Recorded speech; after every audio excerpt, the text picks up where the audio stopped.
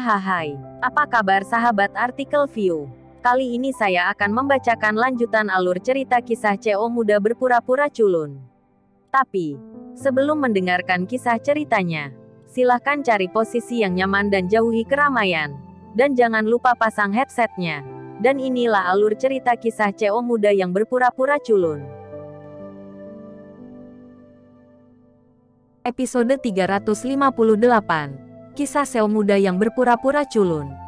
Pagi-pagi sekali, Ariel membuka matanya dan terbiasa melihat ke kiri.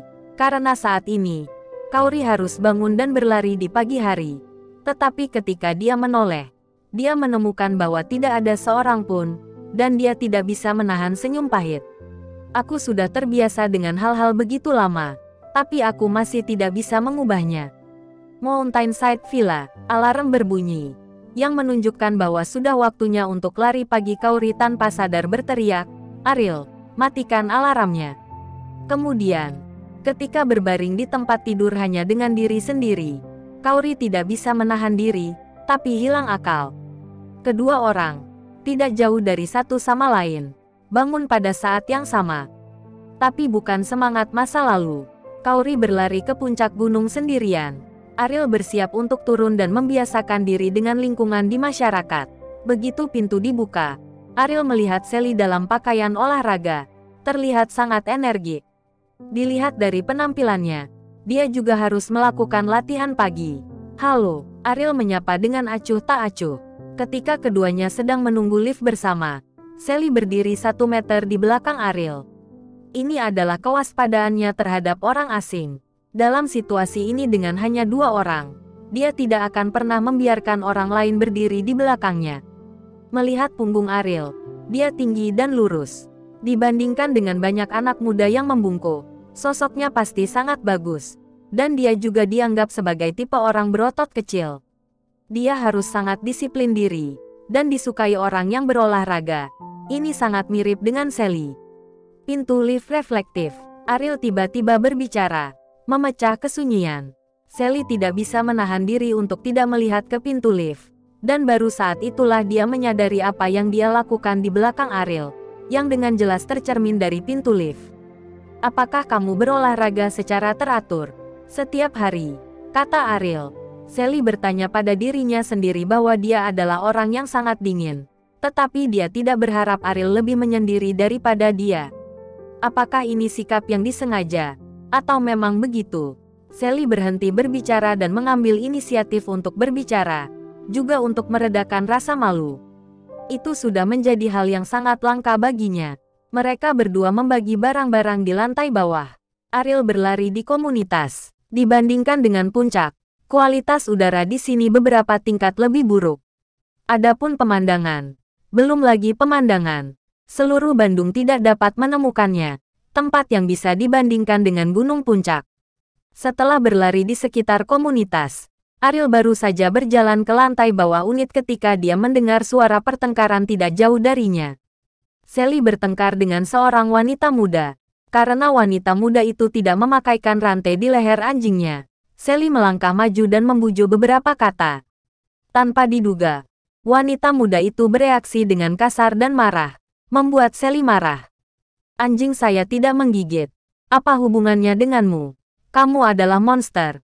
Bahkan jika kamu tidak dapat mengatur diri sendiri, apakah kamu memenuhi syarat untuk mengendalikan saya?"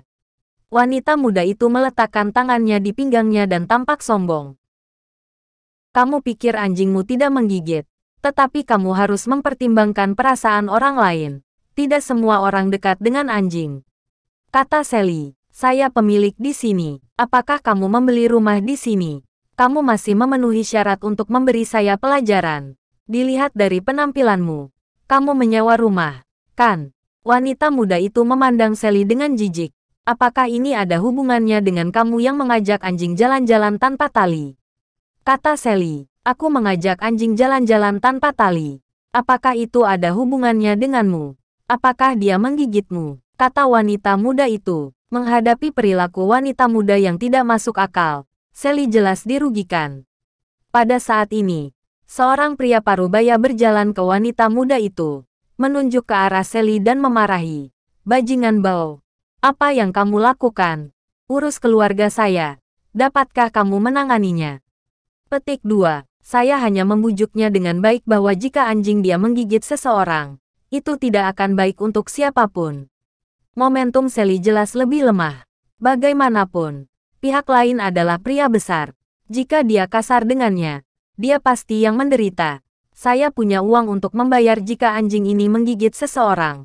Itu tidak ada hubungannya denganmu. Pria parubaya itu berkata dengan marah. Sally kaget. Pada saat ini, dia melihat Ariel di lantai bawah di unit. Dia berpikir bahwa Ariel akan datang untuk membantu dan mengucapkan beberapa patah kata. Dengan seorang pria di sana, dia lebih percaya diri.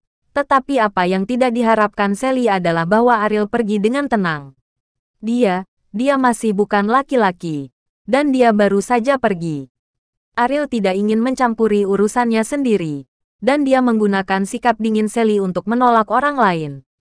Saya mungkin tidak ingin dia campur tangan. Jadi mengapa repot-repot dengan itu? Di lift, pintu lift hampir menutup ketika Sally masuk dengan marah. Apakah kamu nyaman menonton pertunjukan yang bagus? Sally berkata kepada Ariel setelah beberapa saat. Jika itu Vira, saya akan membantu, kata Ariel. Kalimat ini membuat Sally sedikit bingung. Dan karena dia tidak membantu. Apakah orang ini harus begitu langsung? Ya, Vira lebih mudah ditipu. Dan lebih mudah ditipu oleh trik pahlawan ini untuk menyelamatkan kecantikan, kata Sally dengan gigi terkatup. Ariel tersenyum ringan dan berkata, karena kamu ingin menjadi kuat, kamu harus menahan dingin, berpura-pura tinggi, dan ingin meminta bantuan orang lain.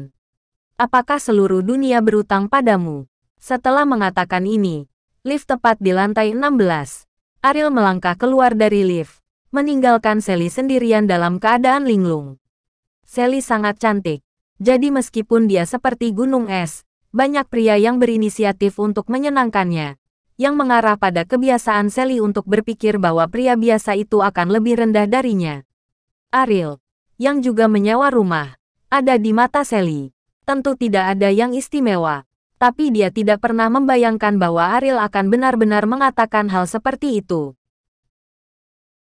Melihat Ariel membuka pintu dan pulang, Sally menggertakkan giginya dan berkata, ada semacam pria di dunia yang tidak mampu, tetapi dia terlalu besar. Dia berbicara tentang orang sepertimu. Pulang ke rumah dengan marah, Vira sudah memasak bubur di dapur. Meskipun dia tidak suka olahraga pagi, dia bangun sangat pagi, dan dia membuat hampir setiap sarapan. Saudari Sally, siapa yang membuatmu marah? Vira memandang Sally dengan bingung. Bukan orang yang berlawanan, kata Sally getir. Tuan Wibowo. Vira tampak terkejut. Dia bertanya, apakah Tuan Wibowo bangun pagi-pagi sekali?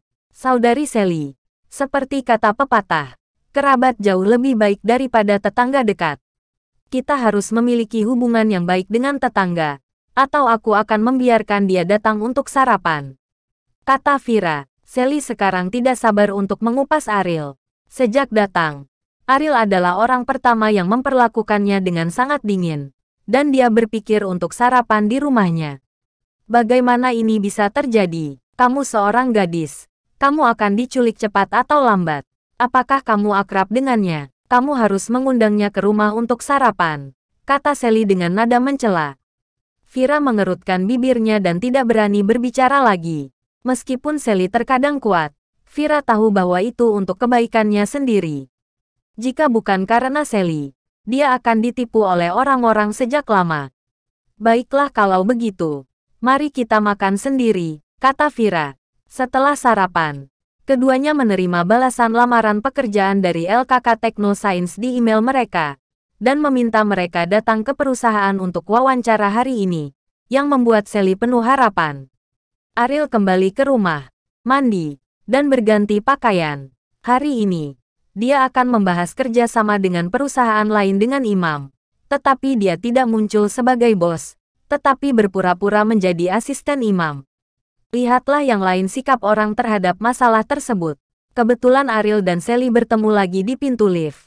Mungkin bukan karena musuh mereka. Wibowo, apakah kamu akan bekerja? Vira mengambil inisiatif untuk mendekati Ariel. Ya, Apakah kamu juga pergi bekerja?